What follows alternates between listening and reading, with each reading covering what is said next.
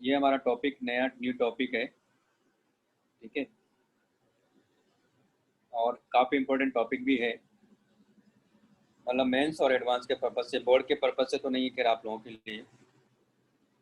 तो अब सबसे पहले मैं यहाँ बात कर रहा था हीट क्या होता है, तो मैं बोल रहा था कि ये फॉर्म ऑफ एनर्जी है, और ये जब एनर्जी फ्लो करेगी तब हम बात करते हैं कि हीट एनर्जी है। यानी ये एनर्जी हमेशा हाई टेम्परेचर से लोअर टेम्परेचर फ्लो करती है, तभी हम बात करेंगे कि ये हीट एनर्जी। अगर टेम्परेचर मान लो इक्वल हो गए तो हीट एनर्जी क्या हो जाएगी, फिर फ्लो ही नहीं करेगी, ठीक। और वही एनर्जी जब किसी कंटेनर के अंदर कन्फाइन हो जाएगी तो उसको हम बोलेंगे फिर इंटरनल एनर्जी, उसको वहाँ हीट एनर्जी नहीं बोलेंगे, यानी उसी एनर्जी को हीट एनर्जी बोलेंगे जब एनर्जी फ्लो करती है, ठीक है। तो ये इतना बात हुआ था। उसके बाद मैकेनिकल इक्विवेलेंट ऑफ हीट है। ये देखा गया कि जरूरी नहीं कि किसी भी बॉडी का टेम्परेचर आप हीट दे के ही बढ़ाओ, और ऐसा कोई जरूरी नहीं है कि उसको आप जब हीट एनर्जी दोगे तभी उसका टेम्परेचर इंक्रीज करेगा। बिना हीट सप्लाई किए भी किसी भी बॉडी का टेम्परेचर इंक्रीज किया जा सकता है, वो है मैकेनिकल वर्क करके। तो इन दोनों में एक रिलेशन है, मैकेनिकल वर्क और हीट एनर्जी में, ठीक है। तो वो रिलेशन के बारे में बात कर रहा था मैं यहाँ। तो हीट एनर्जी को हम लोग यहाँ मेजर करते हैं कैलोरी में, और मैकेनिकल वर्क जो है वो जूल में। तो एक रिलेशन निकल के आता है, यानी एक कन्वर्जन फैक्टर है कि जूल को कैलोरी में कैसे कन्वर्ट करें, कैलोरी को जूल में कैसे कन्वर्ट करें, क्योंकि इनिशियल में पहले कैलोरी में मेजर किया जाता था हीट को, है ना, लेकिन फिर इस फैक्टर से हम लोग इसको कन्वर्ट कर सकते हैं। तो 1 कैलोरी इक्वल टू 4.2 जूल भी ले सकते हो आप। फिर बात कर रहे थे हम लोग टेम्परेचर। तो it is defined as degree of hotness और कोल्डनेस ऑफ अ बॉडी।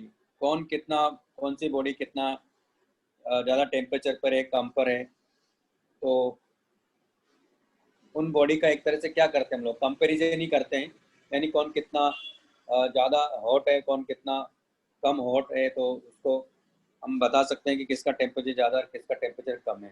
तो मैं बात कर रहा था कि कई सारे इंस्ट्रूमेंट्स बनाए गए हैं, है ना, कई सारे डिवाइस है जिनसे हम लोग टेम्परेचर मेजर कर सकते हैं। तो डिग्री सेल्सियस में मेजर करते हैं, केल्विन में भी, डिग्री सेल्सियस में भी करते हैं, इधर से केल्विन में करते हैं, इधर से फ़ारेनहाइट में करते हैं, और भी हो सकते हैं। एक नया स्केल भी डिजाइन किया जा सकता है। तो हम बात करेंगे यहाँ कंपैरिजन ऑफ टेम्परेचर स्केल, ठीक है ना, उसके बारे में बात करने जा रहा हूँ मैं यहाँ।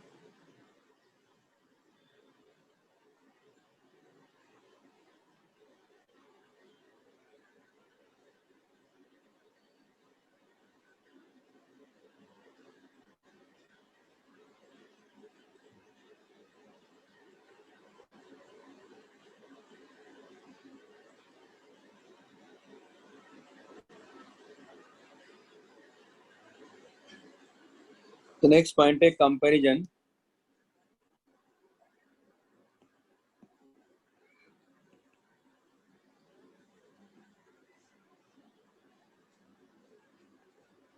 बिटवीन दी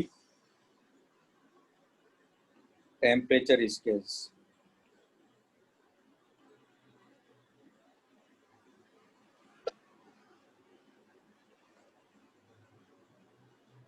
तो जैसे अगर मैं बात करूँ यहाँ, वैसे तो जरूरी नहीं है, कोई और भी मटेरियल लिया जा सकता है, लेकिन मेनली जो डिजाइन किया गया है वो इस तरह से डिजाइन किया गया है कि हमें जैसे वाटर है उसका क्या बोलते हैं, मेल्टिंग पॉइंट क्या है वो मालूम है अपने को, उसका बॉइलिंग पॉइंट क्या है तो वो भी मालूम क्या है। सर शुरुआत में तो मालूम ही नहीं था, बस टेम्परेचर उसका बढ़ गया, डिक्रीज कर गया। तो वो भी हमने स्केल डिजाइन किया कि सेल्सियस स्केल पे 0 डिग्री सेल्सियस लेंगे, उसका जो मेल्टिंग पॉइंट है, बॉइलिंग पॉइंट को हम लोग 100 डिग्री सेल्सियस लेंगे, केल्विन पे कुछ और लेते हैं, फ़ारेनहाइट पे कुछ और लेते हैं, ठीक है। इनके बीच में कंपेरिजन की बात कर रहे हैं हम लोग। एक नया स्केल भी बना सकते हैं, वो भी बताऊंगा मैं आपको यहाँ। तो मान लो कि जैसे सबसे पहले मैं बात करता हूँ सेल्सियस स्केल की। फिर है हमारे पास में केल्विन, और भी हो सकता है, उसके बाद फ़ारेनहाइट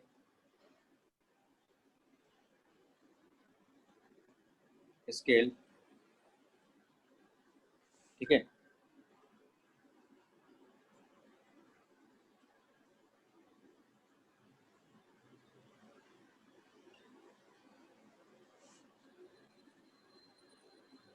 एक नया स्केल भी हम लोग बना सकते हैं, वो भी यहाँ लिख देता हूँ मैं।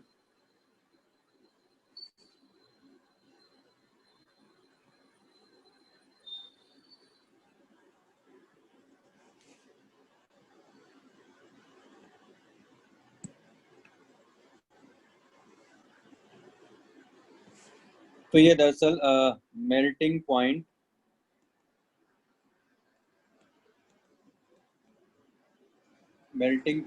ऑफ, क्या लिख सकते हैं इसको,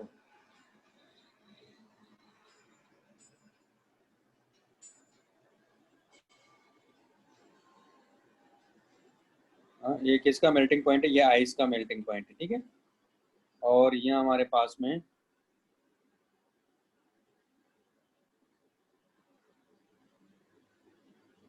ये बॉइलिंग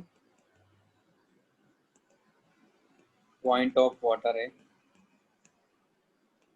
तो सेल्सियस स्केल पे इसको हम लोग 0 डिग्री मानते हैं और इसको 100 डिग्री सेल्सियस मानते हैं।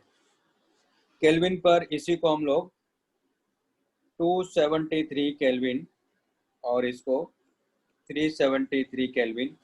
फ़ारेनहाइट पर इसको हम लोग 32 फ़ारेनहाइट और इसको क्या लिखते हैं 212 फ़ारेनहाइट। एक नया स्केल बना सकते हैं, यानी ये टी अपर है, ये टी लोअर है, ठीक है। और हम जनरल उसकी बात कर रहे हैं, तो यहाँ देखो आप, इसको मैं सी ले लेता हूँ, यानी सी टेम्परेचर, यानी यहाँ सेल्सियस में जो टेम्परेचर होगा उसको सी ले रहा हूँ, यहाँ इसको मैं के ले रहा हूँ और यहाँ मैं इसको फ़ारेनहाइट में ले लेता हूँ और यहाँ एक नया टेम्परेचर है टी। तो यहाँ कॉन्सेप्ट क्या देखो, ये जो लेंथ है ये लेंथ और ये लेंथ और ये लेंथ सब इक्वल है कि नहीं, है ना। उसी तरह ये भी, ये लेंथ, ये लेंथ, ये लेंथ और ये लेंथ सब इक्वल है। इस तरह से इन्होंने डिजाइन किया, लेकिन कि c -0 divide by 100 -0 equal to k -273 divide by 273 -373 equal to f -32 divide by 212 -32 और इसको आप लिख सकते हो t minus t lower divide by t upper minus t lower. एक नया स्केल बन गया। तो आप इसको इस तरह से आपस में कन्वर्ट कर सकते हो। ओके, तो हो जाएगा, उसमें कोई दिक्कत नहीं। तो एक तो ये याद रखना है, क्योंकि मेंस में से क्वेश्चन पूछे जा सकते हैं। हाँ बोलिए। तो डिनोमिनेटर में 373 माइनस 273 है ना। हाँ उल्टा कर देना।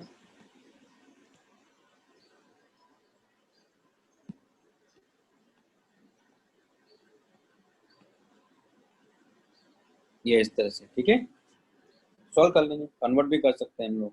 ओके, तो ये कॉन्सेप्ट है। सर हाँ बोलो। सर ऊपर का डायग्राम दिखाइए ना।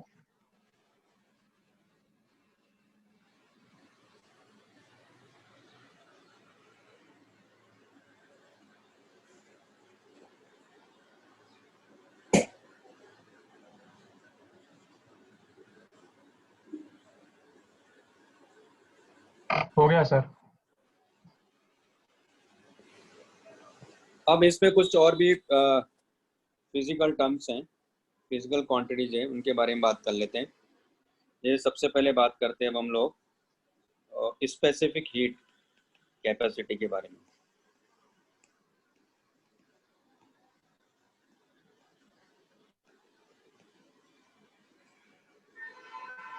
इसको जनरली हम लोग एस से डिनोट करते हैं। तो होता क्या, मान लो जैसे कि ये कोई बॉडी है, कोई भी सब्सटेंस हो सकता है, उसका अपना मास है और इसका अपना टेम्परेचर है। मान लो इसका टेम्परेचर है,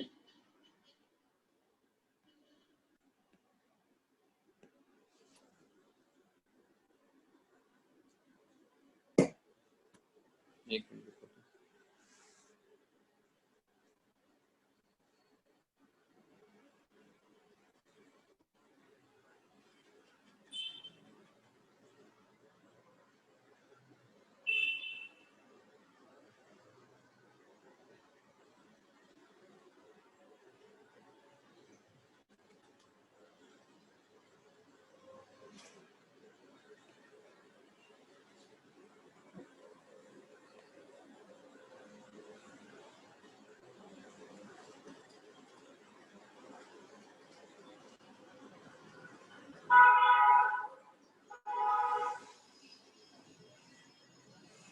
तो स्पेसिफिक कैपेसिटी की बात कर रहे हैं हम लोग।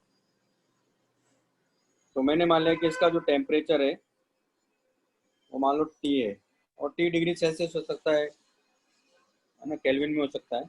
मैंने केवल टी लिया मान लो यहाँ।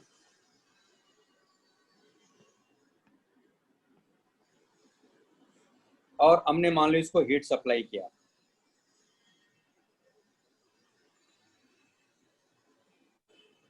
इसका टेम्परेचर बढ़कर हो गया मान लो टी प्लस डेल्टा टी। इसका मास तो अभी भी एम ही है। तो होता है क्या है यहाँ, यानी जो हमने यहाँ हीट सप्लाई किया डी क्यू, वो डी क्यू हीट इस बात पे डिपेंड करता है कि इसका मास कितना है। वो इस बात पे भी डिपेंड करेगा कि कितना चेंज इन टेम्परेचर हुआ, टेम्परेचर कितना चेंज हुआ। इन दोनों को जब आप कंबाइन करोगे तो d q is directly proportional to क्या है, एम डेल्टा टी, और डी क्यू इक्वल टू हो जाएगा एस एम डेल्टा टी, जहाँ एस क्या है, ये स्पेसिफिक हीट कैपेसिटी है। ओके, एस है हमारे पास में यहाँ स्पेसिफिक हीट कैपेसिटी, या स्पेसिफिक हीट भी इसको बोल सकते हो।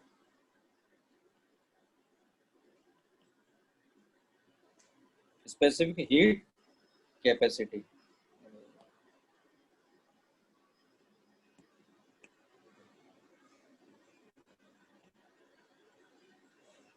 ठीक है, या इसको स्पेसिफिक हीट भी बोल सकते हो। तो स्पेसिफिक हीट मतलब ऐसे समझाता हूँ मैं आपको, जैसे आप अगर रेगिस्तान में जाते हो, है ना, डेजर्ट में अगर आप जाते हो, तो होता क्या वहाँ कि जो वहाँ सैंड होता है वो आप देखोगे दिन भर में बहुत ज़्यादा गर्म हो जाता है। लेकिन जैसे जैसे शाम होने लगती है और जैसे जैसे थोड़ा मतलब अंधेरा ढलने लगता है, तो आप देखोगे कि वो उतनी तेजी से ठंडा भी हो जाता है, और रात में ठंडी हवाएं चलने लगती है। आप समंदर के किनारे चले जाओ, वहाँ क्या होगा आपको कि जो वाटर होता है आप देखोगे कि वो उतना तेजी से गर्म नहीं होता है। अगर एक बार गर्म हो गया तो उतना तेजी से ठंडा नहीं होता है। तो उसका फिर ऐसा क्यों हो रहा है कि सैंड बड़ी तेजी से गर्म हो जाती है, फिर तेजी से ठंडी हो जाती है।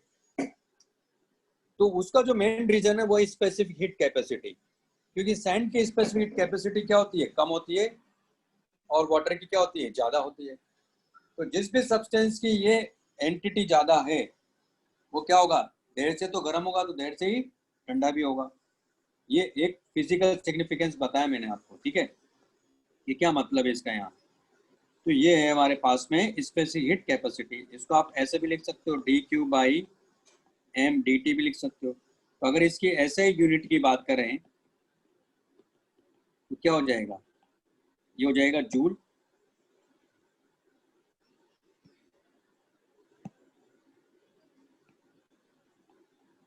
पर केजी पर डिग्री सेल्सियस भी ले सकते हो, जूल पर केजी पर मतलब सॉरी पर केल्विन भी आप ले सकते हो।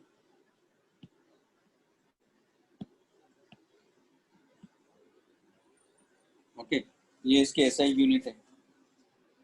अब इसमें एक और टर्म आती है, वो है हीट कैपेसिटी।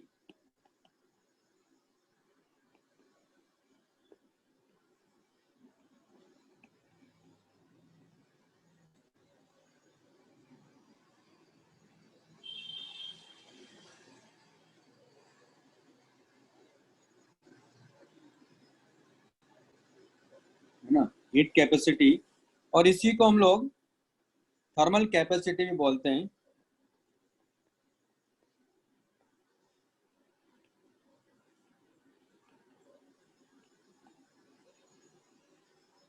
तो ये है क्या, देखो, तो सिंपल सा कॉन्सेप्ट है। जब भी हीट कैपेसिटी की बात करेंगे, मतलब m इंटू एस, इसी को हम बोलते हैं हीट कैपेसिटी, यानी mass of the substance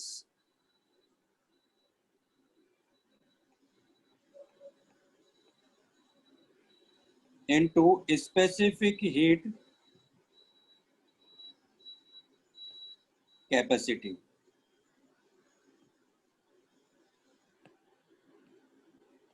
specific heat capacity,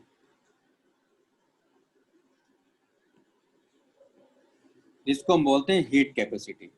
okay, ये ध्यान रखना है।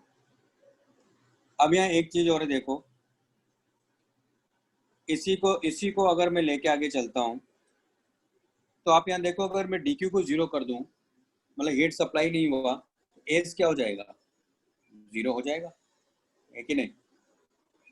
यानी हमने हीट ट्रांसफर ही नहीं, मतलब एनर्जी ट्रांसफर ही नहीं किया है, नेट एनर्जी ट्रांसफर ही नहीं हुई, तो उस केस में ये क्या हो जाएगा, DQ 0 हो जाएगा। ये कब, अच्छा ये पॉसिबल है कि टेम्परेचर फिर भी बढ़ रहा हो, तो जैसे मैंने कहा कि बोतल में मान लो पानी भरा हो, उसको अगर हमने शेक किया, ऐसा पॉसिबल है कि मैकेनिकल वर्क से उसका टेम्परेचर बढ़ गया हो, तो इस केस में DQ क्या मानेंगे हम लोग, 0 मानेंगे, है ना? और जैसे आप देखोगे कि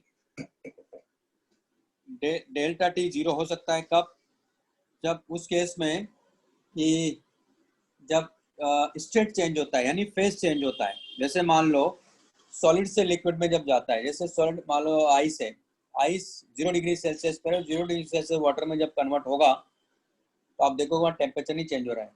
उसी तरह 100 डिग्री सेल्सियस पे मान लो वाटर है, वो 100 डिग्री सेल्सियस स्टीम में कन्वर्ट होता है, तो 100 डिग्री यानी वो क्या कर रहा है, स्टेट चेंज हो रहा है, तो वहाँ भी टेम्परेचर कांस्टेंट है, तो उस केस में भी स्पेसिफिक हीट कैपेसिटी क्या हो जाएगी, वहाँ इनफाइनाइट हो जाएगी वहाँ, है ना?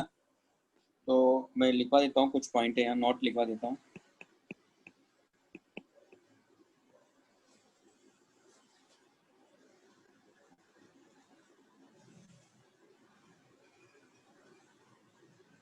If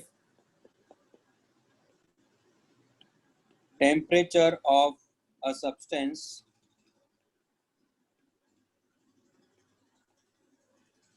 increases without giving the heat energy, if temperature of substance increases without giving heat energy, then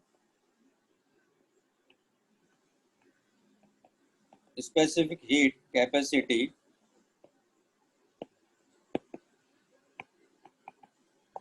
will be 0। क्यों? क्योंकि DQ क्या हो गया, 0 हो गया, तो DQ 0 हो गया, S इक्वल टू क्या है, DQ बाई MDT, ये क्या हो जाएगा, 0 हो जाएगा। ये पहला पॉइंट हो गया। दूसरा, at the time of phase change या स्टेट चेंज, सॉलिड से लिक्विड, लिक्विड से सॉलिड, गैस से लिक्विड, लिक्विड से गैस, तो at the time of phase change temperature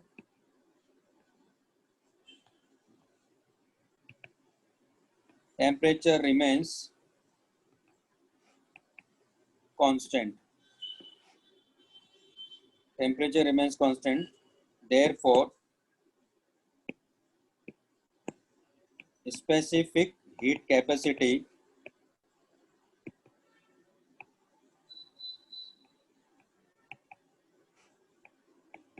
will be infinite। Okay भाई, ऐसा हो गया ना कि आप हीट दिए जा रहे हैं, दिए जा रहे हैं, दिए जा रहे हैं, टेम्परेचर चेंज ही नहीं हो रहा है, इसका मतलब क्या हुआ, इसका मतलब उसकी स्पेसिफिक कैपेसिटी इनफाइनाइट हो गई। ठीक है, तो एक तो ये पॉइंट तो ध्यान रखना ही आपको, फिर सर इसका क्वेश्चन मतलब करने में dq अपने by काम dt आएगा। हीट कैपेसिटी हो जाएगा ना क्या बोलिए? Sir, dq by dt heat capacity हो जाएगा ना फिर? हाँ, DQ by DT heat capacity हो जाएगी, ठीक है, या थर्मल कैपेसिटी हो जाएगी। नेक्स्ट है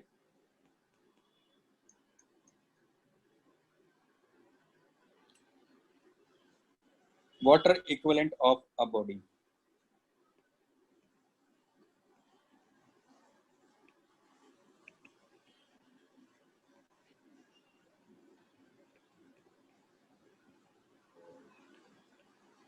तो water equivalent of a body क्या है, देखो पहले ये बताता हूँ इसका SI यूनिट क्या है। SI यूनिट होता है इसका kg, kilogram. Water equivalent of body ऐसे यूनिट क्या है, किलोग्राम। एक तो ये ध्यान रखना, ठीक है। तो होता क्या है यहाँ देखो, मान लो जैसे कि दो बॉडी है, यानी दो सब्सटेंस है जिसमें एक वाटर है और ये दूसरा कोई सब्सटेंस है। इसका मास है मान लो mw, इसकी स्पेसिफिक कैपेसिटी मान लो SW, इसका मास है m और इसकी स्पेसिफिक कैपेसिटी मान लो S है। हमने क्या किया, दोनों को सेम एनर्जी सप्लाई किया, हीट एनर्जी की बात कर रहा हूँ मैं।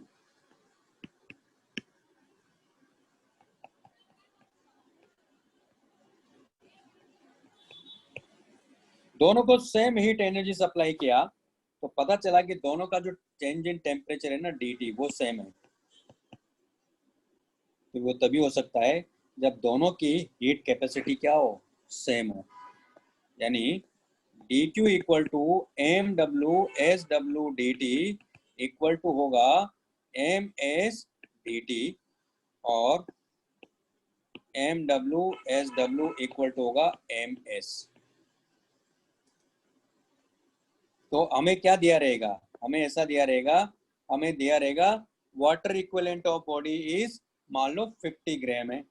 इसका मतलब वो ये हुआ कि वो 50 ग्राम वाटर दिया हुआ है उसने, तो उसके करस्पॉन्डिंग हीट कैपेसिटी किसी बॉडी की है, जो भी बॉडी दिया रहेगा उसके करस्पॉन्डिंग उसकी क्या है, हीट कैपेसिटी है। यानी 50 ग्राम वाटर के करस्पॉन्डिंग उसकी हीट कैपेसिटी है। ये बात समझ में आई? तो ये मतलब है यहाँ। मेरे ख्याल से पॉइंट क्लियर हो गया होगा। भाई समझ में आ रहा है ना, वाटर इक्विवेलेंट ऑफ बॉडी का मतलब क्या है यहाँ। तो दोनों की हीट कैपेसिटी क्या होना चाहिए, सेम होना चाहिए, है ना। तो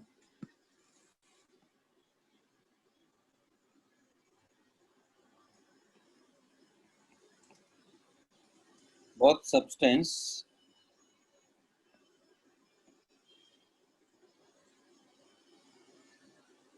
have same heat capacity।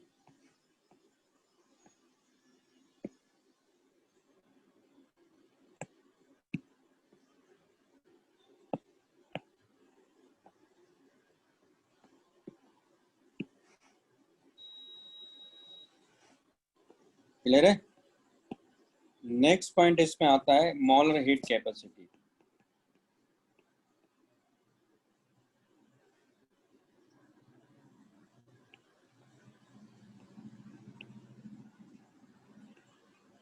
तो मोलर हीट कैपेसिटी क्या, देखो हमने अभी पढ़ा कि dq इक्वल टू क्या होता है, ms dt होता है। अगर मान लो मैं यहाँ m divide by m not into m not into s into dt कर दूं, जहाँ m नॉट क्या है, मोलर मास।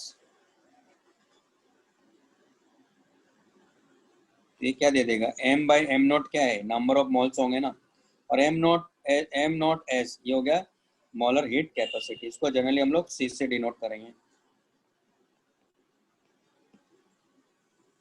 तो c क्या हो गया हमारे पास, m नॉट s, यानी molar mass into specific heat capacity. इसको हम बोलते हैं molar heat capacity.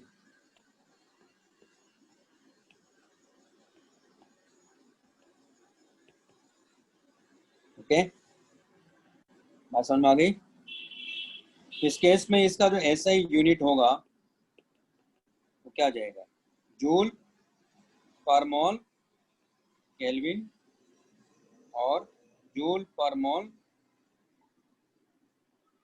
Degree Celsius, ये आ जाएगा, है ना। इसमें तो कोई डाउट ही नहीं है।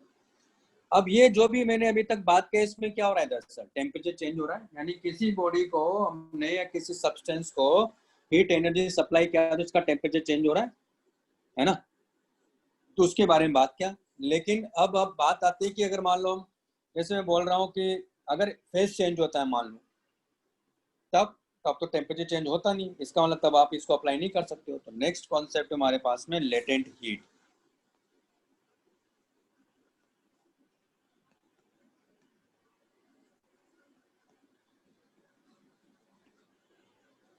तो लेटेंट हीट क्या है यहाँ?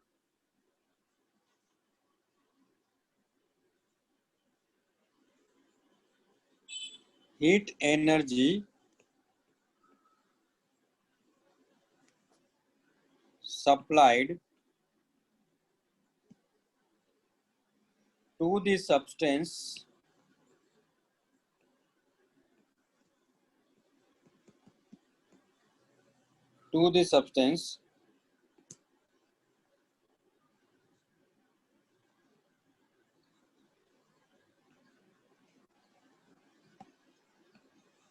heat energy supplied to the substance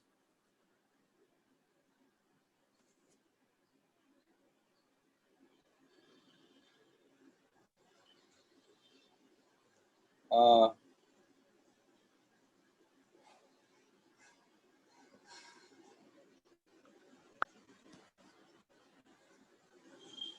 heat energy supplied to the substance at the time of phase change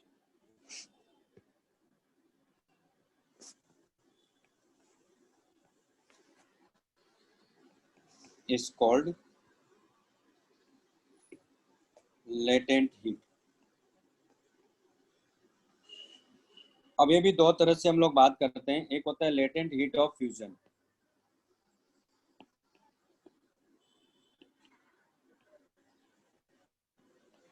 latent of fusion में क्या होगा कि जब ये सॉलिड से लिक्विड या लिक्विड से सॉलिड में बात करेंगे तब, क्योंकि अगर सॉलिड से लिक्विड गया तब अपने को हीट एनर्जी देना पड़ेगा। लिक्विड से सॉलिड में गया तो हीट एनर्जी यहाँ से सब्सटेंस से बाहर जाएगा, यानी वो एक्सट्रैक्ट कर देगा, रिलीज कर देगा, है ना। सॉलिड से लिक्विड में जाएगा तो एब्जॉर्ब करेगा। तो उस केस में क्या होता है कि मान लो जैसे कि ये कोई सब्सटेंस है और इसका मास m है और हमने यहाँ एनर्जी इसको सप्लाई किया,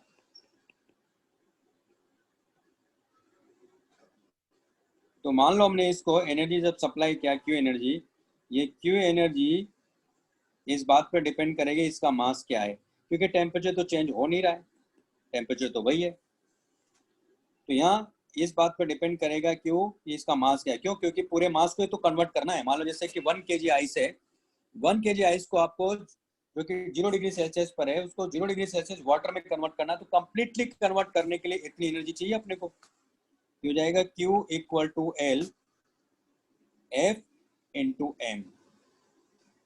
ये तो यहाँ जो LF है वो कांस्टेंट है, तो LF की वैल्यू क्या हो जाए, क्या इसको LF को क्या बोलते हैं, लेटेंट हीट ऑफ फ्यूजन।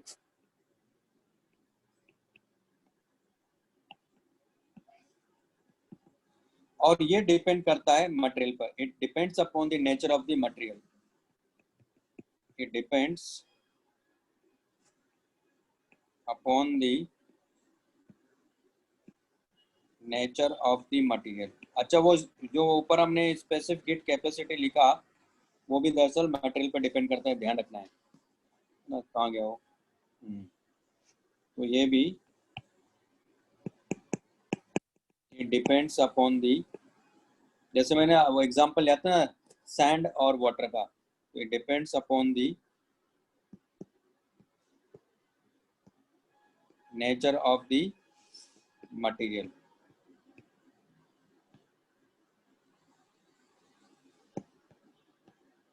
ठीक है। अच्छा, ये कभी कभी टेम्परेचर पे भी डिपेंड करता है, बताएंगे आपको आगे कैसे। ठीक है, टेम्परेचर के साथ भी वेरी कर सकता है।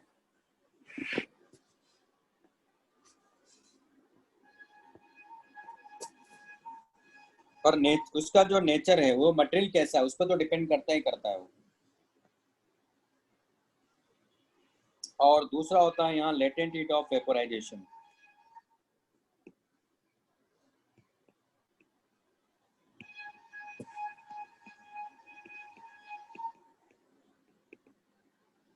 Latent heat of vaporisation.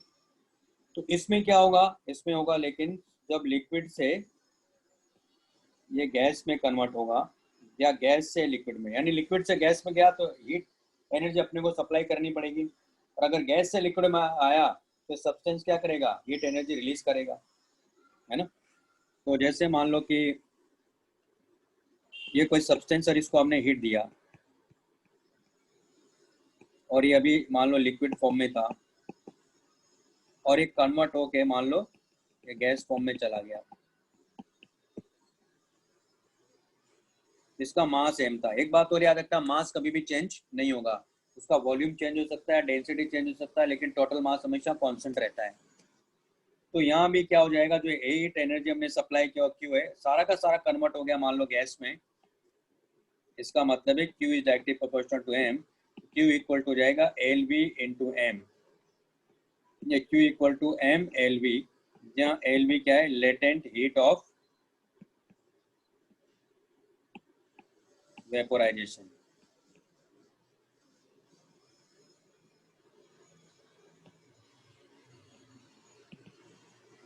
Latent heat of vaporisation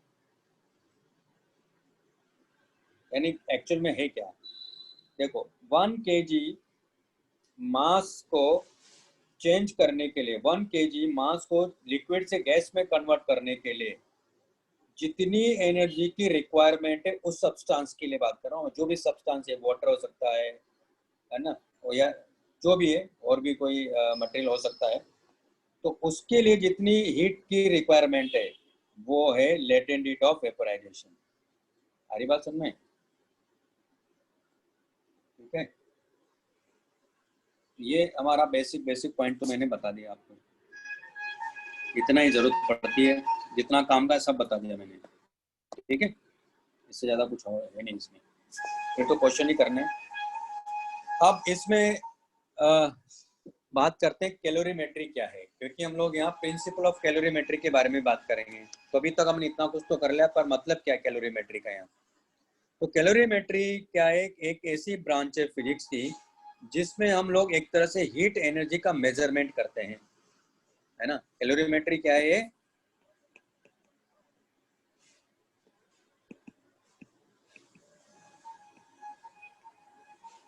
तो इसमें क्या करते हैं हम लोग, मेनली मेजरमेंट ऑफ हीट के बारे में बात करते हैं, है ना। तो मेजरमेंट ऑफ हीट के बारे में हम लोग यहाँ बात करते हैं, ठीक है। तो एक तरह से ये क्या है, थर्मोडायनेमिक्स की, हीट एंड थर्मोडायनेमिक्स की एक ब्रांच है दरअसल है, जिसमें हम लोग मेनली हीट के मेजरमेंट की बात करते हैं कि कितनी हीट हमने सप्लाई किया, कितना उस बॉडी ने रिजेक्ट किया, है ना, एक बॉडी से दूसरी बॉडी में गया तो कितना गया, इन सब के बारे में बात करते हैं। यहाँ पहले चलो प्रिंसिपल पढ़ लेते हैं, उसके पहले मैं सोचा कि जीरोथ लॉ के बारे में बात कर लेते हैं, नहीं तो पहले प्रिंसिपल पढ़ लेते हैं। इसका प्रिंसिपल क्या हुआ देते हैं,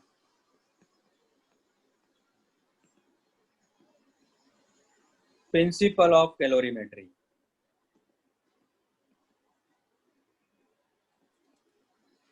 तो यहाँ होगा क्या कि मान लो जैसे कि ये कोई बॉडी है या कोई सब्सटेंस है, या कोई बॉडी है, मान लो ये भी कोई सब्सटेंस हो सकता है, इसका मास m1 है, स्पेसिफिक हीट कैपेसिटी S1 है, ये मान लो T1 डिग्री सेल्सियस पर है, ये T2 डिग्री सेल्सियस पर है, इसका मास m2 है, इसकी स्पेसिफिक S2 है, और इन सबको हमने मान लो एक कंटेनर के अंदर डाल दिया। तो ये दोनों क्या होंगे, ऐसे मिक्स हो गए मान लो, ओके, और फाइनल टेम्परेचर पहुंच गए T। तो ये प्रिंसिपल ये कहता है कि एक हॉट बॉडी होगा और एक कोल्ड बॉडी होगा। तो हॉट बॉडी क्या कर रही होगी, कोल्ड बॉडी को एनर्जी दे रही होगी, कोल्ड बॉडी क्या कर रही है, एनर्जी को एक्सेप्ट कर रही होगी, है ना। लेकिन जो टोटल एनर्जी है वो क्या रहेगी, एक तरह से वो मतलब लॉस नहीं होगा, मतलब एक बॉडी अगर एब्जॉर्ब कर रहा है तो दूसरी बॉडी उसको क्या कर रही होगी, रिलीज कर रही होगी, ये मतलब है यहाँ, है ना। तो टोटल एनर्जी एक तरह से क्या रहेगी, कांस्टेंट बनी रहेगी, कहने का मतलब है। तो यहाँ इसको फाइनल टेम्परेचर अगर T हो जाता है तो इसको करने के दो तरीके हैं, कैसे करेंगे हम लोग।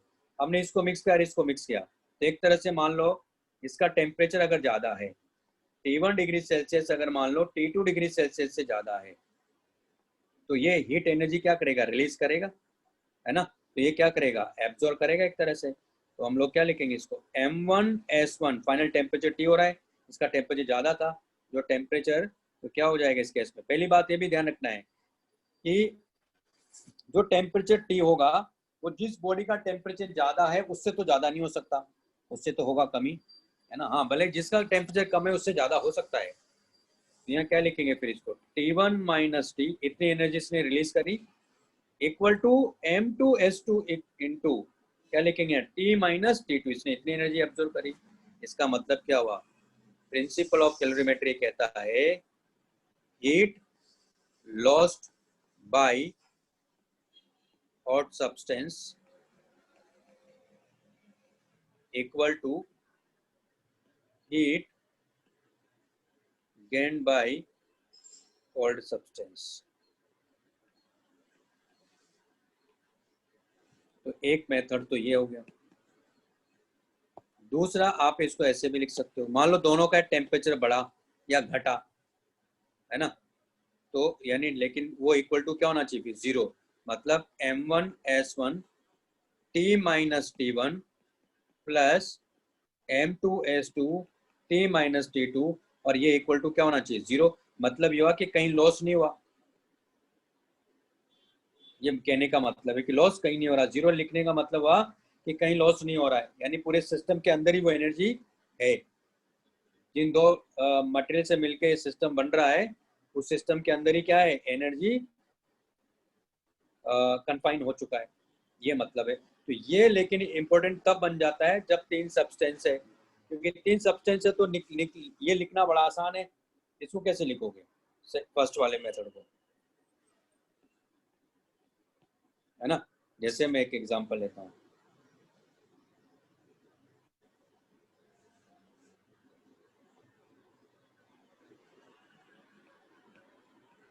मान लो जैसे कि ये कोई सब्सटेंस है, ये कोई दूसरा सब्सटेंस है, ये मान लो कोई तीसरा सब्सटेंस है, इसका टेम्परेचर T1 डिग्री सेल्सियस है, इसका टेम्परेचर T2 डिग्री सेल्सियस है, इसका टेम्परेचर T3 डिग्री सेल्सियस है, इसका मास M1 है, ये S1 है, इसका मास M2 है, ये S2 है, इसका मास M3 है, ये S3 है। इन सबको मिलाया और हमने सबको एक इसमें डाल दिया, और फाइनल टेम्परेचर हो गया T डिग्री सेल्सियस। तो क्या करेंगे, 0 equal to M1S1 T minus T1 plus M2S2 T minus T2 plus M3S3।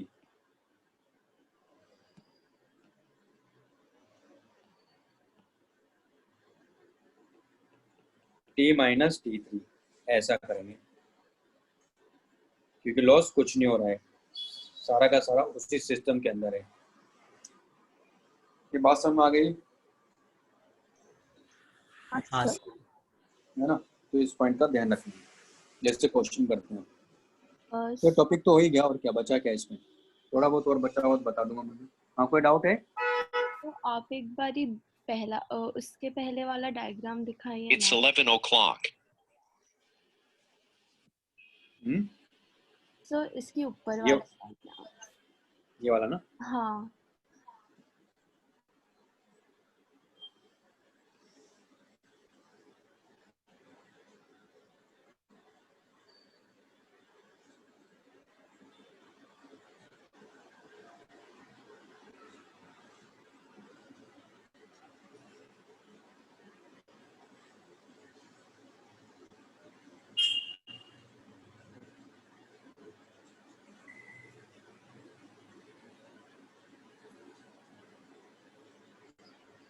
हो गया सर।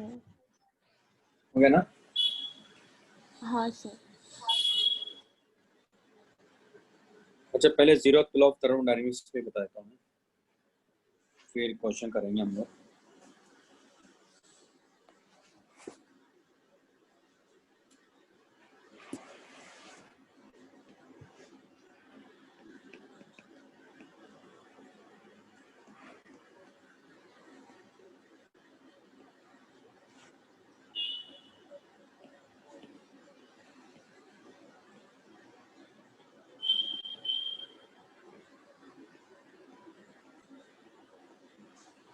तो जीरोथ लॉ ऑफ थर्मोडायनेमिक्स क्या कहता है,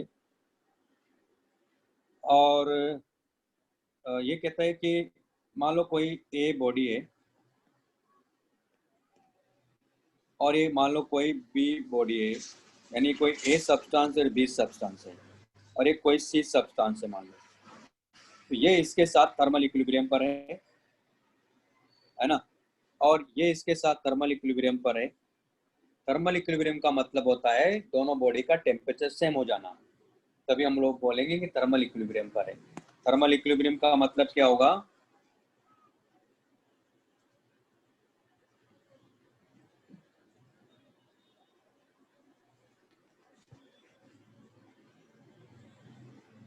when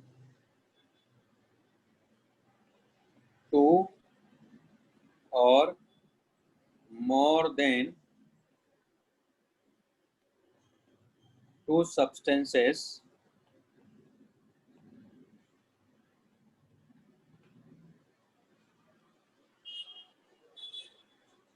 are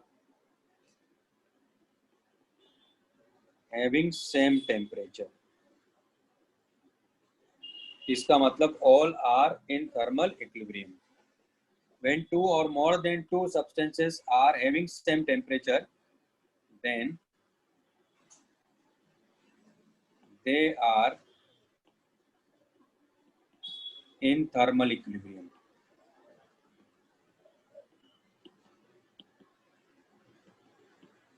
ओके तो यहाँ ये कह रहा है कि ए सी के साथ थर्मल इक्विलिब्रियम पर है, बी सी के साथ में थर्मल इक्विलिब्रियम पर है, इसका मतलब ए और सी का टेम्परेचर सेम है, बी और सी का टेम्परेचर सेम है।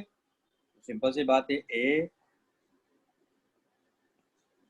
और बी का भी तो टेम्परेचर सेम हो गया, तो ये जीरोथ लॉ ऑफ थर्मोडायनेमिक्स है। और इसका प्रैक्टिकल एग्जांपल कौन बताएगा,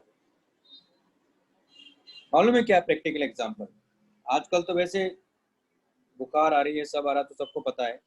इसका प्रैक्टिकल एग्जांपल है थर्मामीटर, मर्क्यूरी थर्मामीटर, है ना।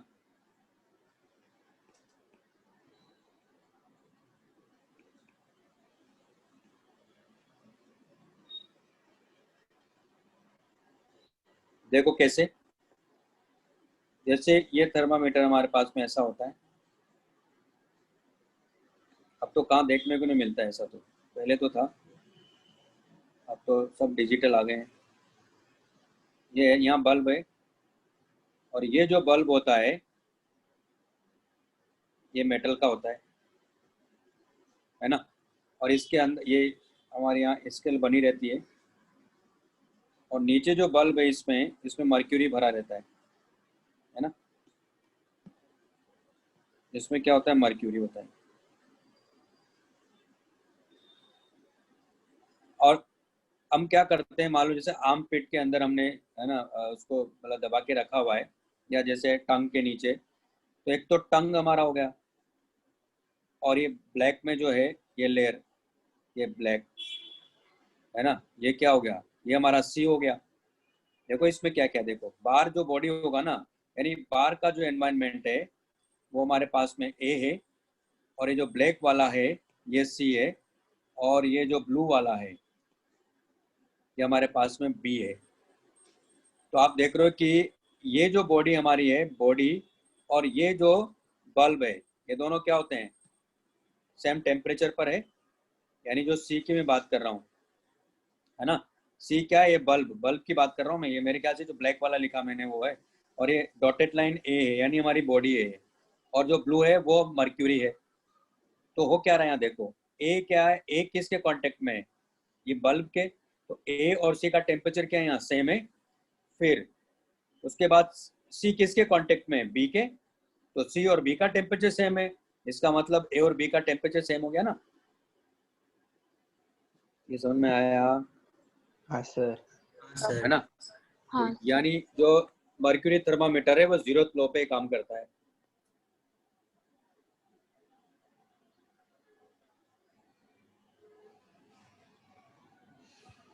चलो ये भी हो गया। चलो क्वेश्चन करते हैं, और क्या कैसे यूज करेंगे। जैसे मैं पहला क्वेश्चन ही लेता हूँ, एग्जाम्पल 3। बुकलेट है आप लोगों के पास में? हाँ सर। सर तो एग्जाम्पल 3 स्टार्ट करते हैं। उससे चीजों को समझते हैं।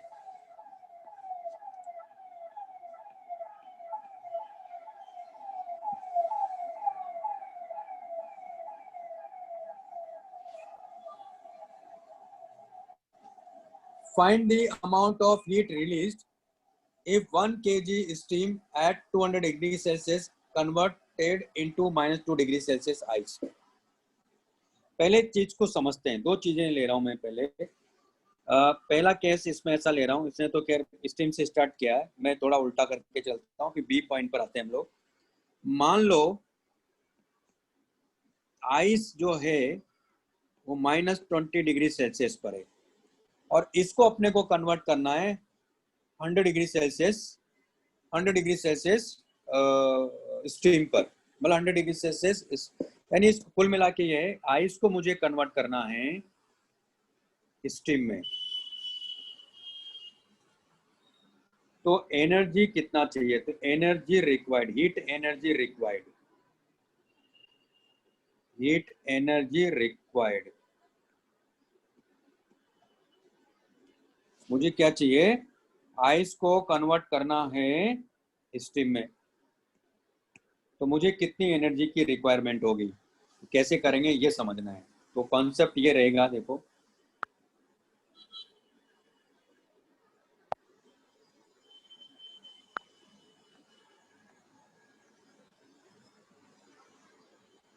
कि पहले हम लोग का क्या करेंगे, यहां से जाएंगे 0 डिग्री सेल्सियस आइस पर, फिर 0 डिग्री सेल्सियस आइस से हम लोग जाएंगे 0 डिग्री सेल्सियस वाटर पर, फिर 0 डिग्री सेल्सियस वाटर से हम लोग जाएंगे 100 डिग्री सेल्सियस वाटर पर, और फिर यानी आइस है हमारा -20 डिग्री सेल्सियस से हमें ले जाना है 100 डिग्री सेल्सियस स्टीम पर। तो मैं यहाँ से, मुझे कहाँ लेके जाना है इसको, 100 डिग्री सेल्सियस स्टीम पर, यानी गैस में कन्वर्ट करना है। ये प्रोसेस रहेगा, आगे बात सुन में। यानी इसका मतलब है अपने को यहाँ हीट एनर्जी Q1 सप्लाई करनी है, यहाँ Q2 सप्लाई करनी है, यहाँ Q3 सप्लाई करनी है, यहाँ Q4 सप्लाई करनी है। तो पहले Q1 की बात करेंगे।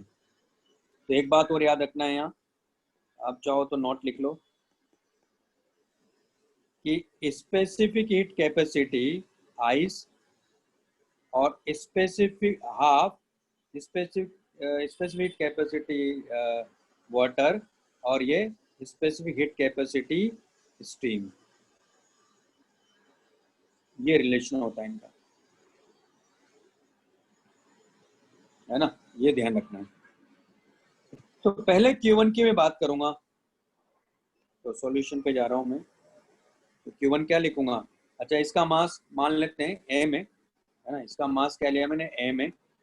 तो हम लोग जाएंगे पहले -20 से 0 पर, तो m s ice into 0 minus -20 ना, तो हमारे पास कितना हो जाएगा,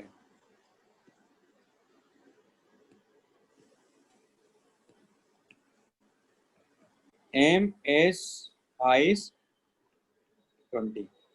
फिर मैं जाऊंगा Q2 में, देखो 0 से 0 पे जा रहा है, यानी m इंटू LF, यानी 0 डिग्री, यानी मेल्टिंग पॉइंट ना, मेल्ट करेगा यहाँ, तो ये उसे, यानी इसको लेते हैं लेटेंट हीट ऑफ फ्यूजन। फिर है हमारे पास में Q3 के लिए m s w 100 -0, यानी ये हो जाएगा हमारे पास में m s w 100। फिर है Q4 m, अब ये क्या है, वो चेंज हो रहा है, तो LV, ठीक है, इतनी एनर्जी सप्लाई करनी पड़ेगी। और अगर इसको मान लो 200 डिग्री सेल्सियस पर ले गए यहाँ से, तो फिर से एनर्जी सप्लाई करनी पड़ेगी। तो फिर क्या लिखेंगे, Q5,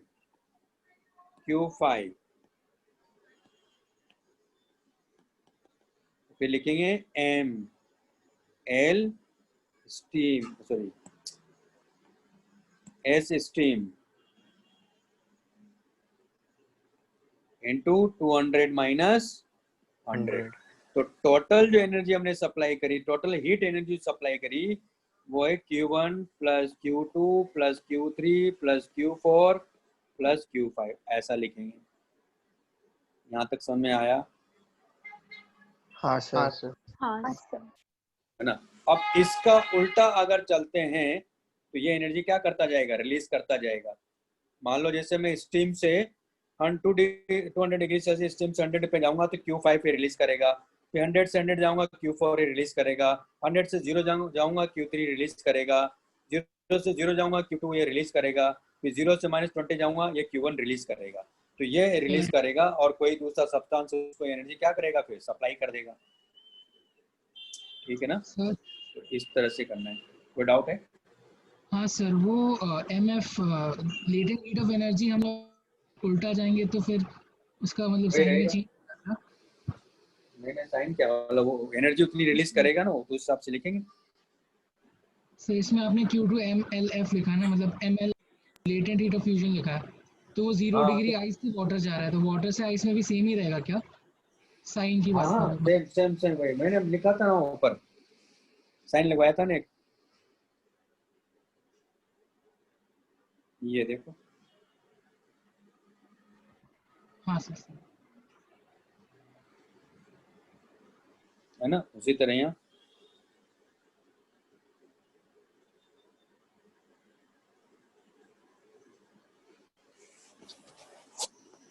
अब जैसे इसका बी पार्ट, ये कहाँ से जा रहा है, 200 से लेके जा रहा है। कह रहा find the amount of heat released if 1 kg steam at 200 degree Celsius converted into -20। तो यहाँ से देखो, ये यहाँ था 200 डिग्री सेल्सियस पर, ये कन्वर्ट हुआ, मतलब अभी कन्वर्ट नहीं हुआ, अभी तो 100 डिग्री सेल्सियस पर आया, फिर 100 से ये 100 डिग्री सेल्सियस वाटर में आया, वाटर। क्योंकि ये स्टीम है और ये भी स्टीम है, तो एनर्जी रिलीज करेगा Q1, ये एनर्जी रिलीज कर रहा है Q2, फिर यहाँ से जाएगा कहाँ पर, 0 डिग्री सेल्सियस वाटर पर, फिर ये रिलीज करेगा Q3, और फिर ये 0 से 0 डिग्री सेल्सियस फिर Q4 रिलीज करेगा, ये आइस हो गया, फिर आइस से ये जाएगा कहाँ, -20 डिग्री सेल्सियस आइस में, फिर से एनर्जी क्या करेगा, रिलीज करेगा Q5। ये एनर्जी चाहिए इसको, कैसे लिखेंगे, Q1 equal to M S steam into, यहाँ लिखेंगे 200 minus 100, Q2 M LV, Q3 M S water 100 minus 0, Q4 M LF, Q5 M S ice, और ये 0 प्लस क्या हो जाएगा 20, है ना। और हाँ ये सॉल्व करो, तो रखते चलते। तो अच्छा, इसका कितना होता है 1 कैलोरी, ये भी बताता हूँ मैं, 1 लिखवाया क्या मैंने उसको। तो SW इक्वल टू होता है 1 कैलोरी पर ग्राम पर डिग्री सेल्सियस, और आप इसको 4200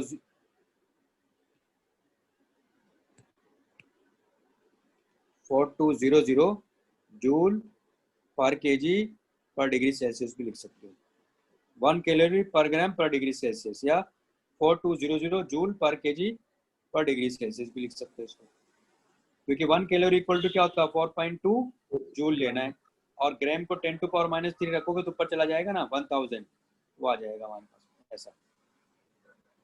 और वाटर के लिए ALV जो होता है वो 540 कैलोरी पर ग्राम है, और LF जो होता है वो 80 कैलोरी पर ग्राम है। अच्छा, इतना डिफरेंस क्यों आ रहा है, क्योंकि सेम सब्सटेंस के लिए, यानी सेम ग्राम के लिए, सेम 1 ग्राम के लिए, सिंपल सी बात है, इसमें ज्यादा एनर्जी सप्लाई करनी पड़ेगी ना, क्यों, क्योंकि इसमें तो पार्टिकल्स को दूर दूर लेके जाना है, मॉलिक्यूल को दूर दूर लेके जाना है, इसमें तो पास होंगे ना लिक्विड में, तो है ना, ज्यादा मतलब ज्यादा गैप, तो इसका मतलब है कि ज्यादा वर्क, ज्यादा एनर्जी सप्लाई उस केस में करनी पड़ेगी जब उनका सेपरेशन अपने को इंक्रीज करना पड़ेगा। इसलिए 540 कैलोरी पर ग्राम एलएफ के कंपेरिजन में क्या होता है, ज्यादा होता है। मेरे ख्याल से कर लोगे, करो तो करो, इस क्वेश्चन को करो। एक ये भी करो, कौन सा क्वेश्चन था, क्वेश्चन 1 करो, 2 करो और 3 करो, करिए।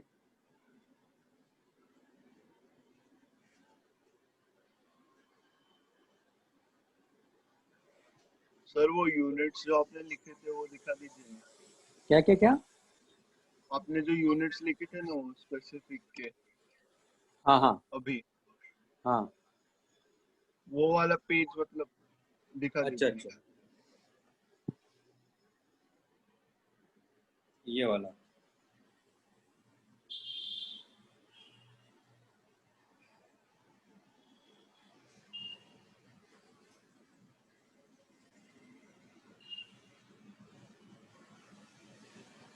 हाँ सर। लिख लिया, ठीक है। हाँ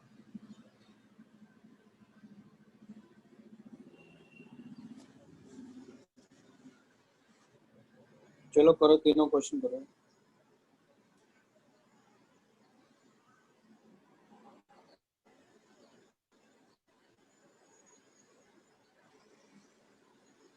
तो आपका एक कैलोरीमेट्री वाला पार्ट तो हो गया है, बस क्वेश्चंस करवाने हैं।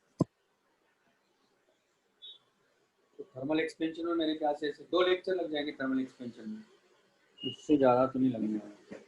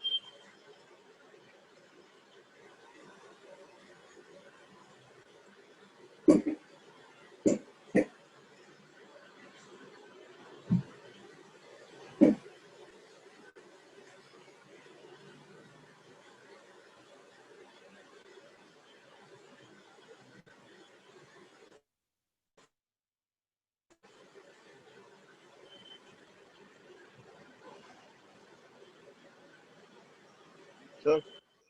हाँ बोलो। सर आप इसका सॉफ्ट कॉपी ग्रुप पे भेज सकते हो क्या? क्या क्या क्या? ये लेसन का सॉफ्ट कॉपी ग्रुप अच्छा पे अच्छा, अभी ग्रुप पे भेजता हूँ।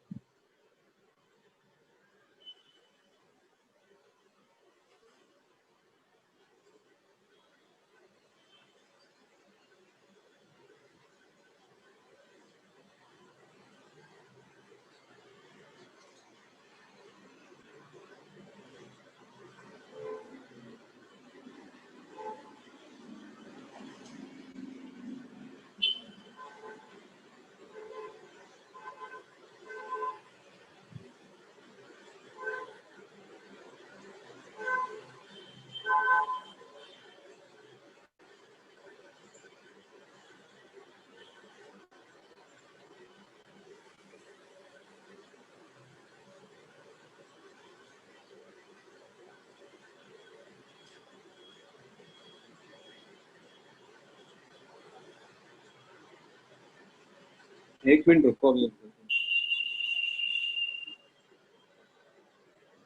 मेरी आवाज तो आ रही ना आप लोगों को?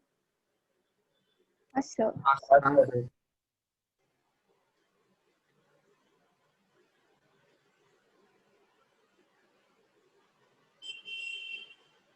हाँ मिल गया ना ये, मैंने भेज दिया ग्रुप पे। हाँ sir.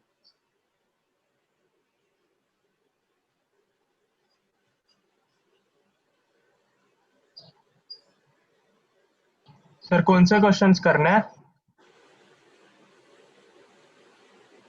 Question 1 2 3।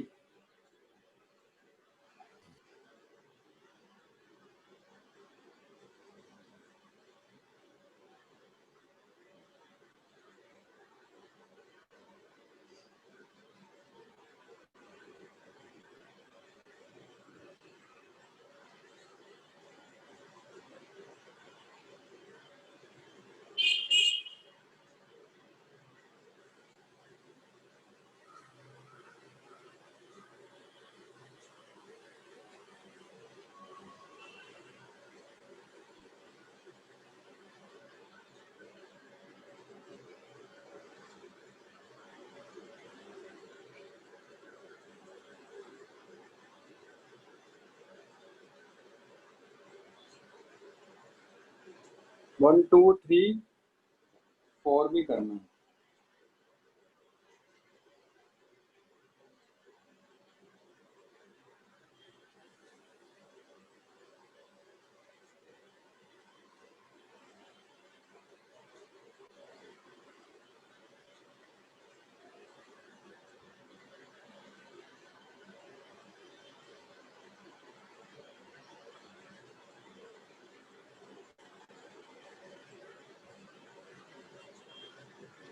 One two three four.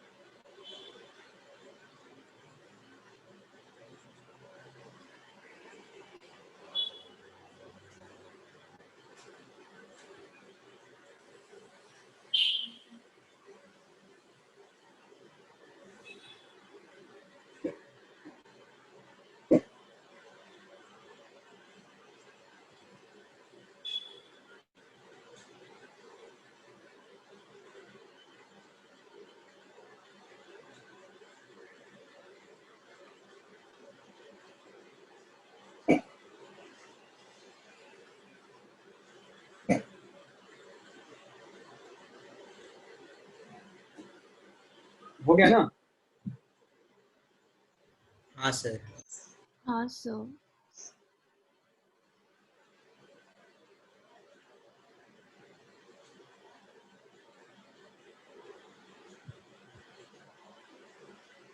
बताना है क्या?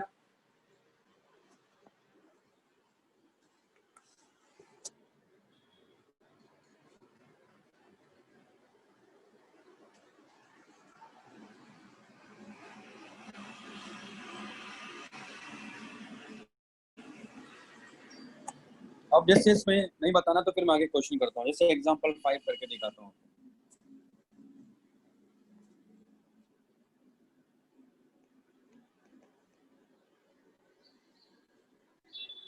ये कह रहा है कि temperature of equal masses of 3 different liquids a b and c. 3 different liquids हैं, ए बी एंड सी। इसका टेम्परेचर 10 डिग्री सेल्सियस, इसका 15 डिग्री सेल्सियस और इसका 20 degree celsius. Temperature when A and B are mixed, इन दोनों को मिक्स किया तो फाइनल टेम्परेचर ये बता रहा है 13 डिग्री सेल्सियस है।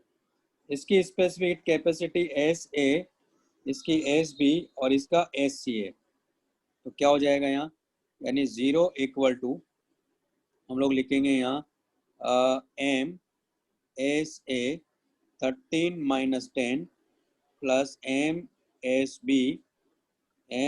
बी और 13 माइनस 15, एक इक्वेशन तो ये आ जाएगी। फिर कह रहा है and when B C are mixed, जब बी और सी को मिक्स किया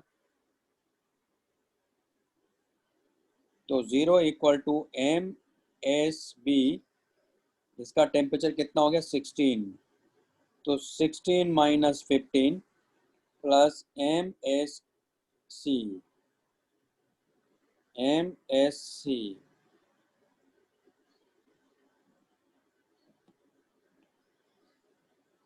और ये कितना हो जाएगा 16 माइनस 20, इनमें रिलेशन मिल जाएगा अपने को यहाँ। फिर ये कह रहा है कि what will be the temperature when A and c mixed, जब ए एंड सी को मिक्स किया तो उस केस में क्या हो जाएगा देखो, तो 0 equal to M s a, temperature मान लो टी हो गया तो t minus 10 plus M S c, ये क्या हो जाएगा टी माइनस 20, 3 अननोन है, सॉल्व कर लो आ जाएगा उसमें क्या।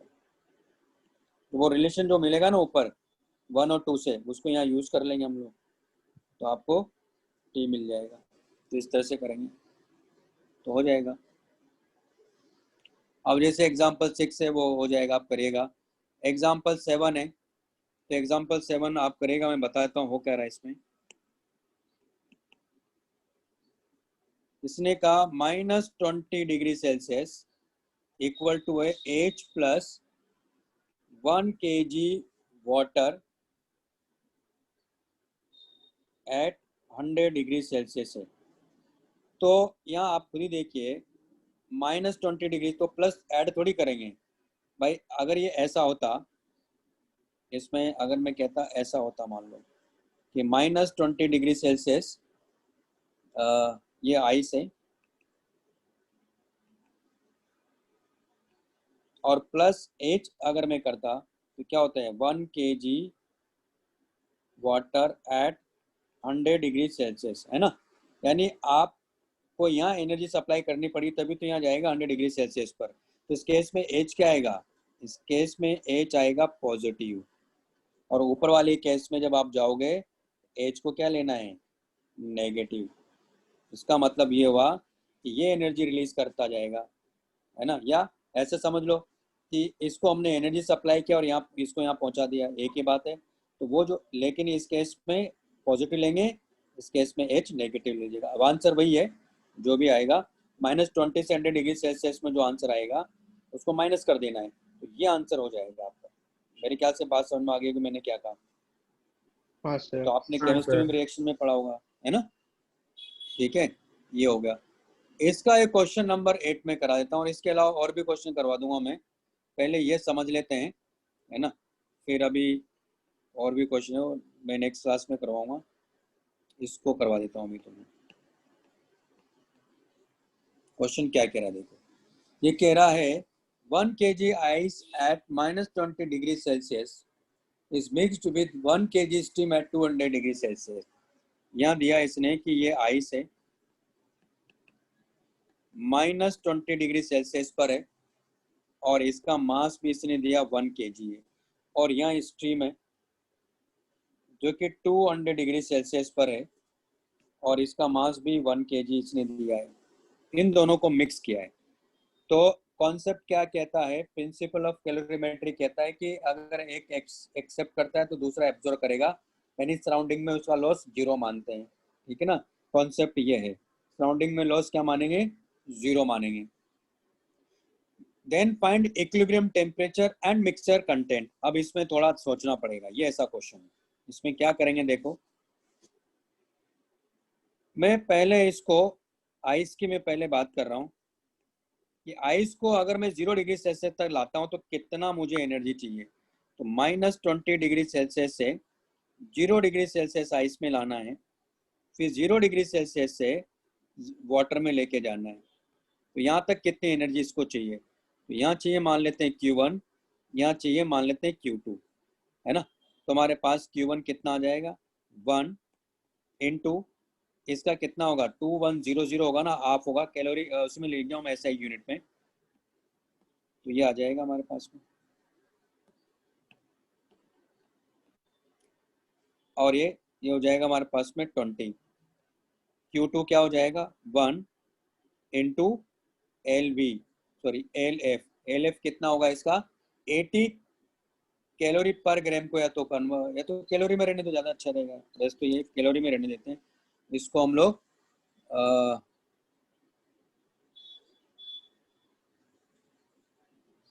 इसको फिर चेंज करना पड़ेगा, चेंज कर लेंगे इसको 1000 कर लेंगे इसको, ठीक है। चलो कैलोरी में कर लेते हैं, कैलोरी करेंगे उसमें ज़्यादा अच्छा रहेगा। तो कितना है हाफ हो जाएगा इसका ना।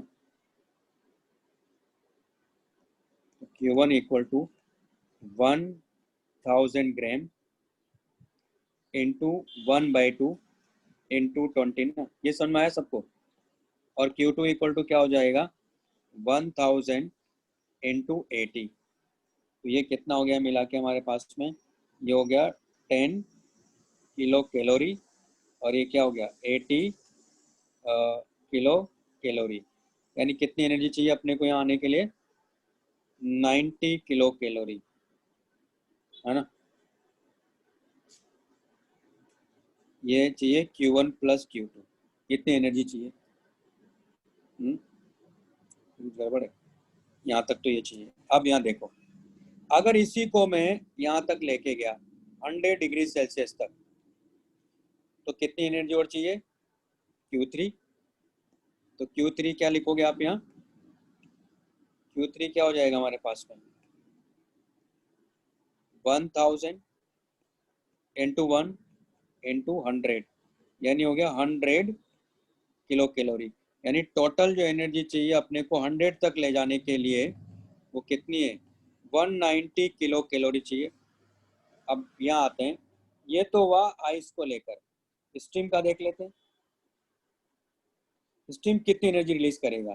तो जब ये 200 डिग्री सेल्सियस पर है और इसको हम लोग स्टीम कितने पे ला रहे हैं 100 डिग्री सेल्सियस पे ला रहे हैं, तो ये एनर्जी कितनी रिलीज करेगा यहाँ से, ये एनर्जी रिलीज करेगा मान लेते हैं Q1 डैश। फिर 100 से, ये तो अभी भी स्टीम है,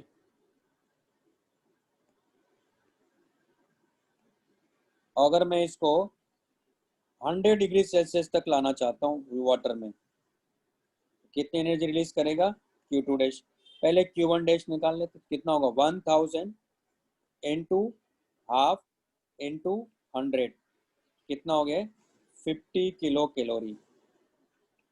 इसका मतलब और कन्वर्ट होना पड़ेगा इसको, तो Q2 डैश कितना हो जाएगा M इंटू LV, यानी 1000 इंटू 540, कितना हो रहा 540 किलो कैलोरी। समझ में आ रहा है क्या मतलब हुआ। आप देख रहे हो कि अगर ये स्टीम देखो 200 से 100 आया तो 50 रिलीज किया, है ना। लेकिन अगर ये 100 से 100 डिग्री सेल्सियस स्टीम से 100 डिग्री सेल्सियस वाटर में कन्वर्ट हुआ तो इतना एनर्जी और सप्लाई कर रहा है, तो यानी टोटल कितना दे रहा है देखा जाए तो, टोटल कितना दे रहा है 590 किलो कैलोरी। अब मैंने क्या कहा लॉस नहीं मानना है, एक ने लिया तो दूसरे को देना है। तो आप देखो इसको तो चाहिए केवल 190, इसका जो 400 बचेगा उसका क्या करें। इसका मतलब ये हुआ ये पूरा कन्वर्ट नहीं हो सकता। और दूसरी बात, इसका जो फाइनल टेम्परेचर है वो कितना बन जाएगा यहाँ, क्यों फाइनल टेम्परेचर कितना बन जाएगा कौन बताएगा। फाइनल टेम्परेचर 100 डिग्री सेल्सियस बन जाएगा। क्यों बन जाएगा, क्योंकि इसको तो 190 चाहिए और अवेलेबल तो इतना ज्यादा है। इसका मतलब पूरा का पूरा जो स्टीम है वो कन्वर्ट ही नहीं हो रहा है वाटर में, यानी किसके कितने कितने के करस्पॉन्डिंग कन्वर्ट होगा, क्योंकि 50 तो आप इसमें से सब्ट्रैक्ट कर दो, तो 190 में से 50 सब्ट्रैक्ट करेंगे तो बचा कितना 140 किलो कैलोरी। इसका मतलब हुआ 140 किलो कैलोरी के करस्पॉन्डिंग ही स्टीम कन्वर्ट होगा। इसका मतलब इतना एनर्जी तो ये सप्लाई नहीं कर सकता है। 50 किलो कैलोरी तो हो गया, वो तो इसमें चला गया, बचा कितना 140। अब यहाँ क्या होगा, जो मास कन्वर्ट हो रहा है वो मास निकाल लेते हैं कि कितना स्टीम कन्वर्ट हो रहा है। तो इसके करस्पॉन्डिंग ना, क्योंकि अपने को तो इतनी एनर्जी चाहिए, तो यहाँ हो जाएगा 140 kilo calorie divided by LV, इतना ही स्टीम कन्वर्ट होगा, बाकी का स्टीम कन्वर्ट ही नहीं होगा। ये लॉजिक समझ में आया पहले तो?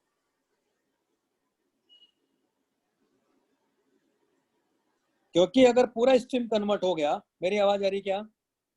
हाँ सर। ये पॉइंट समझ में आया मैंने क्या कहा? क्योंकि अगर पूरा स्ट्रीम कन्वर्ट हो रहा तब तो इतनी एनर्जी रिलीज कर रहा है, जाएगी कहाँ? क्योंकि टोटल एनर्जी क्या होना चाहिए, 0 लिखना है अपने को डिफरेंस सब को निकालने के बाद में, यानी लॉस नहीं निकालना है। तो इसका मतलब है कि सारा स्ट्रीम कन्वर्ट नहीं हो रहा है। इसका मतलब हुआ कि स्ट्रीम भी है और वाटर भी है, वो तभी रह सकता है जब 100 डिग्री सेल्सियस का टेम्परेचर हो, तब स्टीम भी रह सकता है और वाटर भी रह सकता है। इसका मतलब आइस कन्वर्ट हो गया वाटर में, तो इतना कन्वर्ट हुआ, तो टोटल वाटर कितना हुआ यहाँ देखो, यहाँ हो जाएगा हमारे पास में 140 किलो कैलोरी बाई 540। ये मास निकाल लेते हैं पहले, ये मास कितना आ रहा है, या तो इसको सॉल्व कर लूँ मैं, कितना आ रहा भाई ये, सॉरी ये किस में जाएगा, ये किलो कैलोरी तो है, ये ग्राम में आएगा, है ना? यानी इसको आप क्या लिख सकते हो, 14000 कैलोरी बाई 540 लिखोगे ना आप, तो ये भी क्या रहा है, कैलोरी पर ग्राम आ रहा, तो आपके पास ये आ जाएगा। दरअसल ये इसको हटा दो, इसको सॉल्व कर लो, तो कैलोरी से तो कैलोरी कैंसिल आउट हो गया, तुम्हारे पास अल्टीमेटली क्या आ गया यहाँ, 140 इंटू 1000 डिवाइड बाई 540, और ये आ गया ग्राम में। तो ग्राम का मतलब हो गया हमारे पास में 140 बाई 540 kg। तो टोटल जो मास यानी वाटर कितना है, तो वाटर है 1 प्लस 140 बाई 540, और स्टीम कितना है, स्टीम रह गया 1 माइनस 140 बाई 540। ये आंसर आना चाहिए। सर हाँ बोलो। सर वो 190 किलो कैलोरी माइनस 50 क्यों किया उधर? क्योंकि वो कन्वर्ट हो गया है ना यहाँ से, Q1 देखो ना, ये तो कन्वर्ट हो गया ना स्टीम पर, मतलब ये 200 डिग्री सेल्सियस पर जो स्टीम था 100 डिग्री सेल्सियस पर आ गया ना, तो 100 डिग्री सेल्सियस पर आ गया तो एनर्जी तो रिलीज किया ना उसने, तो वो तो यूज होगा ना इसके लिए, हाँ सर समझा। है ना? अब उसको कन्वर्ट करने के लिए कितना चाहिए, केवल 140 के करस्पॉन्डिंग कन्वर्ट करेगा स्टीम वाटर में, क्योंकि अपने को 140 चाहिए, बाकी का तो 50 उसने वहां यूज कर लिया। भाई ये भी करेगा तो 190 किलो कैलोरी रिलीज, लेकिन 50 वहां से मिला और 140 ये कन्वर्ट करेगा, वहां से आएगा। तो ये आंसर है, मेरे ख्याल से बात समझ में आ गई होगी, ठीक है ना भाई, समझ में आ गया? हाँ सर। हाँ सर। अब क्या करना है इसमें, आपको जो एग्जाम्पल्स है ना इसके, जैसे 7th नहीं क्या ना, 7th तो कर लिया मैंने, बता दिया आपको, 6th है जो बचे वो कर लेना है, और लास्ट में कुछ एग्जाम्पल है, प्रॉब्लम्स हैं, कौन कौन सी प्रॉब्लम्स है, जैसे 26 27 है, 25 है, ये आपको करना है, 25 26 27। फिर जैसे ऊपर भी कुछ क्वेश्चन दिए हुए हैं, कहाँ गए, ये प्रॉब्लम नंबर 1 करना है, प्रॉब्लम नंबर 2 करना है, प्रॉब्लम नंबर 3 करना है, प्रॉब्लम नंबर 4 5 6 करना है, 7 करना है, 8 करना है, 9 करना है, 10 करना है ना? तो 1 से 10 और 25 26 और 27, और कुछ ऊपर कुछ एग्जाम्पल रखे होंगे, तो वो इतना ही होमवर्क है अभी इसके लिए, तो ठीक है। हाँ सर। चलो फिर आज इतना ही करेंगे ना, ओके बाय बाय।